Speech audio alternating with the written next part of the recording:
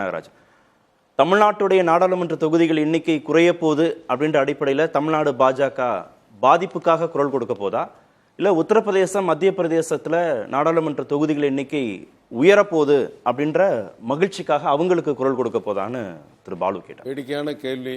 பாலு அண்ணன் மாதிரி மிகப்பெரிய மேதைகள் இப்படி கேள்வி கேட்குறே தப்பு. மேகதாது அணை கட்டியே தீர்வோம் என்று கர்நாடகா சொல்லும் போது அந்த கூட்டணி ஆட்சி முதலமைச்சர் பதவியேற்புக்கு நம்ம முதலமைச்சர் போய் நின்னார். ஆனால் முதல்ல தஞ்சையில் மிகப்பெரிய போராட்டம் நடத்தினது பாரதிய ஜனதா கட்சி என்பதை அவர் நினைவில் வைத்துக் கொள்ள வேண்டும். முல்லைப்பெரியால அணைக்கட்டினுடைய உயரத்தை நீர் தேக்கி வைப்பதை 154 அடியாக உயர்த்த வேண்டும் என்று சொல்லி தேனியில் மிகப்பெரிய போராட்டம் பொதுக்கூட்டம் நடத்தினது பாஜக. தமிழ்நாட்டின் உரிமைகளை என்றைக்குமே நம்ம விட்டு கொடுத்ததே கிடையாது.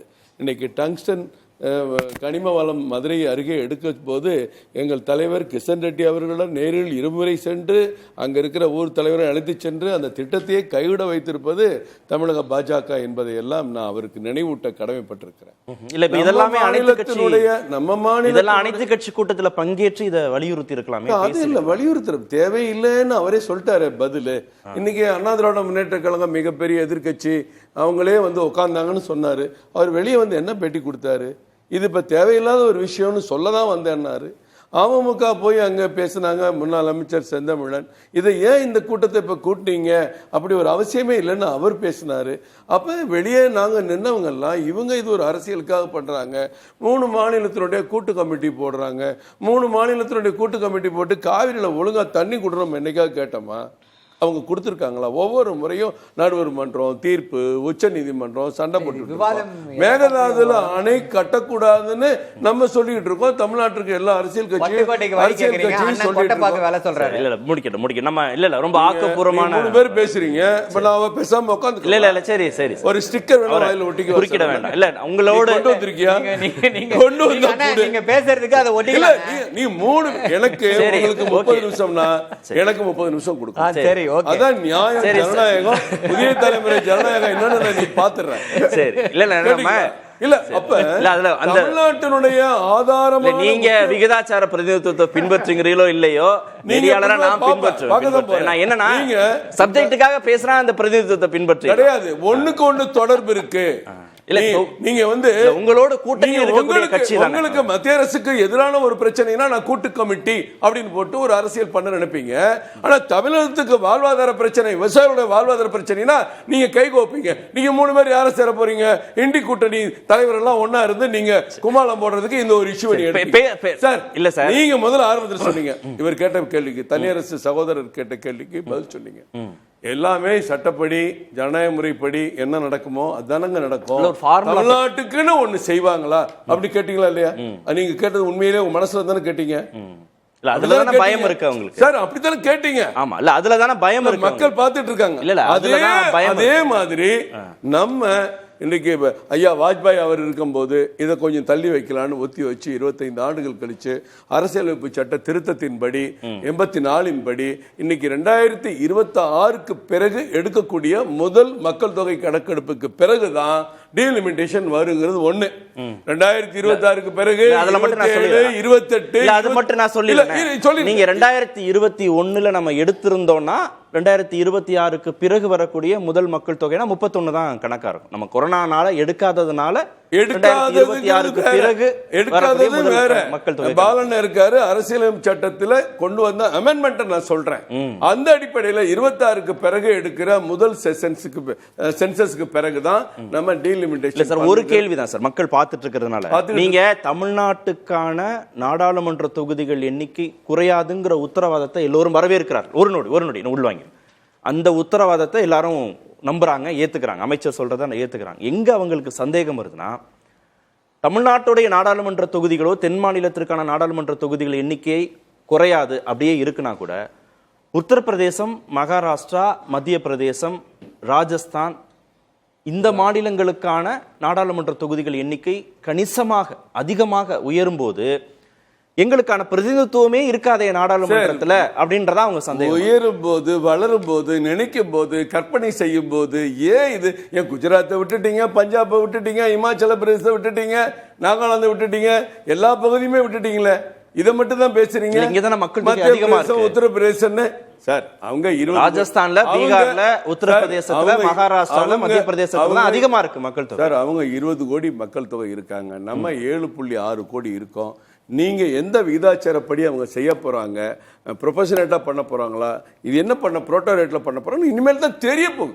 நமக்கு எதுவுமே எந்த முடிவு இல்லை. நான் ஏற்கனவே சொன்ன மாதிரி 2026க்கு பிறகு எடுக்கக்கூடிய முதல் கணக்கெடுப்புக்கு, மக்கள் தொகை கணக்கெடுப்பு பிறகுதான் இதை பத்திய பேசுகிற சூழல் உருவாகும். பாராளுமன்றம் கூடுது, பேசுறோம், இங்க இருக்கிற 39 எம்பிக்களும் போறாங்க, அங்க போய் பேசுறாங்க, இதை பத்தி பேசலாம், கலந்து கொள்ளலாம். ஒவ்வொரு அமைச்சரும் நேற்றைக்கு போய் நம்ம மாசு போய் அவருங்க ஐயா நட்டா ஐயாவை பார்த்துருக்காங்க, ஏற்கனவே நேரு போய் அவர் ஜல்ஜீவன் அமைச்சரை பார்க்கிறாரு, தங்கந்தரசு போய் நிதியமைச்சரை பார்க்குறாங்க. எல்லா அமைச்சர்களும் அவங்கவுங்க நம்ம தமிழ்நாட்டு தேவை போய் பார்க்குறீங்க, கேட்குறீங்க, நிதி கொடுக்கறத வாங்குறீங்க, இல்லைன்னா பத்தாதுங்கிறீங்க. இன்னைக்கு 39 எம்பிக்களும் போய் கேட்கலாம். இவங்க 10 ஆண்டு கூட்டணி ஆட்சி வருது, ஆகா 2026 இந்த மாதிரி நீர்மன்ற வரப்போது என்ன பண்ண போறோம், நம்ம கூட்டணியில் ஆட்சி இருக்கமே, அதுக்கு ஒரு இன்னைக்கே ஒரு முடிவு கண்டலாமா அப்படின்னு பார்க்கலாம்.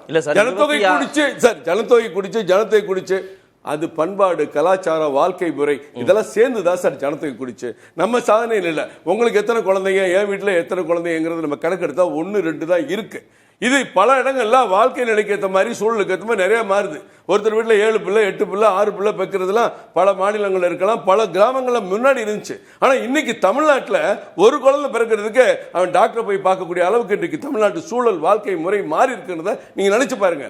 குடும்ப கட்டுப்பாடு திட்டங்கிறது வேற. அப்ப முதலமைச்சர் சொல்றாரு, 30 ஆண்டுகள் கழிச்சு எடுக்கலாம்னா 30 ஆண்டுகள் பிறகு நம்ம ஜனத்தொகை 2 மடங்கு ஆக்க போறோமா, வீட்டுக்கு 10 பிள்ளை பெற்றுக்க போறோமா, என்ன அடிப்படை சார்? எது இருந்தாலும் நடக்கிற இடத்துல நடக்கணும். நம்ம தமிழ்நாட்டில் ஒரு தொகுதி கூட நமக்கு குறையக்கூடாது அப்படிங்கிறதா பாஜகவுடைய விருப்பம். அதை ஏத்துக்கிறாங்க சார். எங்க பாஜகவுடைய விருப்பம் அதுதான், அதை ஏத்துக்கிறாங்க. நாங்க பாலனை சொன்ன மாதிரி நாங்க இவங்களோட தான் நிப்போம். இல்ல, எண்ணிக்கை தமிழ்நாட்டுக்கு குறையாதுங்கிறதுல அவங்களுக்கு நம்பிக்கை இருந்தாலும் இந்தி பேசக்கூடிய மாநிலங்களுக்கு மட்டும் நம்பரை உயர்த்தி அந்த பிரதிநிதித்துவம் மூலமாகவே மீண்டும் ஆட்சி பொறுப்புக்கு வந்துருவாங்களோன்றத 4 மாநிலத்தில சொல்றீங்க, மீதி 31 மாநிலத்தில பேசுறாங்க. அதை நீங்க மறந்துட்டீங்களா? எல்லா மாநிலத்திலும் இந்தி பேசுறாங்க, இந்தி படிக்கிறாங்க, அது வேற விஷயம். அந்த இந்திக்கும் நமக்கு சம்பந்தம் இல்லை. வாழ்க்கை முறை, பண்பாடு, கலாச்சாரம் ஒவ்வொரு இடங்களையும் ஒரு மாதிரி இருக்கு, அதுக்கேற்ற மாதிரி மாறி இருக்கு. நீங்க தொகுதி எடுத்துங்க, யூபியில் ஒரு 25% அதிகமா மாறி இருக்க இடத்துல யார் வாழ்றா, எப்படி வாழ்றாங்க, எவ்வளவு கூட்டிட்டு நீங்க கணக்கெடுத்து சொல்ல முடியுமா?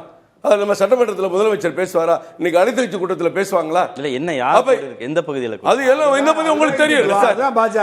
சொல்ல விரும்பல. இங்க சதின்னு சொல்றது விதிப்படி ஒரு ஆரோக்கியமான வாதத்தை கட்டமைக்கும் போது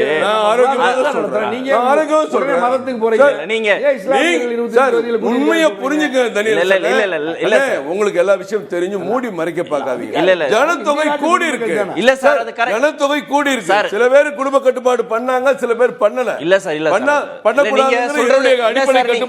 சார், கருணாகரன் சார், இஸ்லாமியர்களுடைய குழந்தை பிறப்பு விகிதம் குறைஞ்சிருக்கு, அவங்களுடைய மக்கள் தொகை கணிசமாக உயரலன்னு பல்வேறு ஊடகங்கள், தேசிய ஊடகங்கள், மாநில ஊடகங்கள் எல்லாரும் பல முறை பேசி இதுல இருந்து தேசிய குடும்ப நல அமைச்சகத்துடைய புள்ளிவிவரத்திலிருந்து பேசியாச்சு.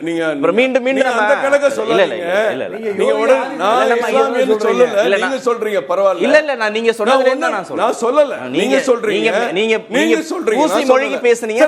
பேச விடுங்க.